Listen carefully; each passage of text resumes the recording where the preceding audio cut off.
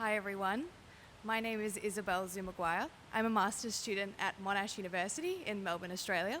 And I've been working with women who are still in Afghanistan for about a year now. And something that I've done pretty recently is create this project called Afghan Women at the Forefront of Climate Change.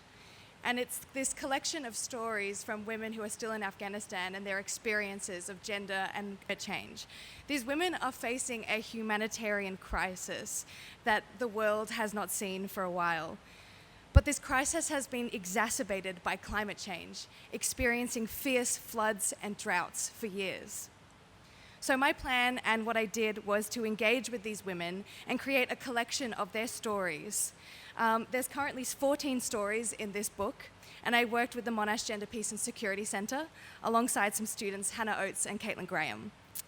It was an opportunity for these women to practice their writing skills, but it was also an opportunity to give them some purpose and hope.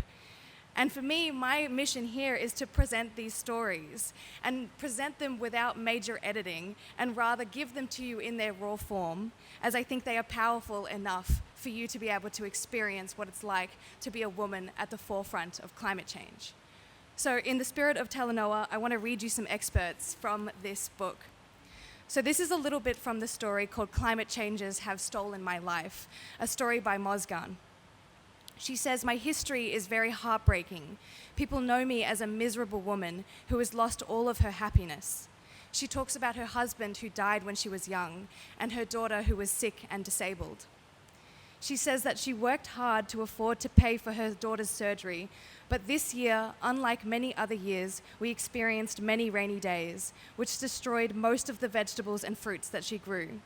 And she could hardly make her farm season work, and all of the collected fruits and vegetables she sold at a very low price. When the day of her daughter's surgery came, they went to Kabul. However, the floods that they experienced came, and they got stuck in the taxi, and her daughter died. I think that is a very powerful story, and it's quite disheartening and heartbreaking to hear that sort of thing. But I think the other thing that came out of this project is stories of hope. There's this story by this amazing woman who I became quite good friends with called Hella, called The Life of Hope. And Hella actually means hope in her language. And she says, "Sometimes life turns to a point where all things seem destroyed forever. But when we see the same thing from a positive angle, then we can see lots of achievements in the depths of problems. I am spreading positivity in a difficult time because in normal conditions, all of us are positive. But the positive person in hard times is the real warrior." I also have a little thing from my other friend, Arezo, who's also in Afghanistan. And she says that she wants me to tell COP27 that at COP27, she thinks that Afghan women do not deserve to be forgotten and that the UN and the world should be the voice for Afghan girls. And I think that's why Talanoa is important.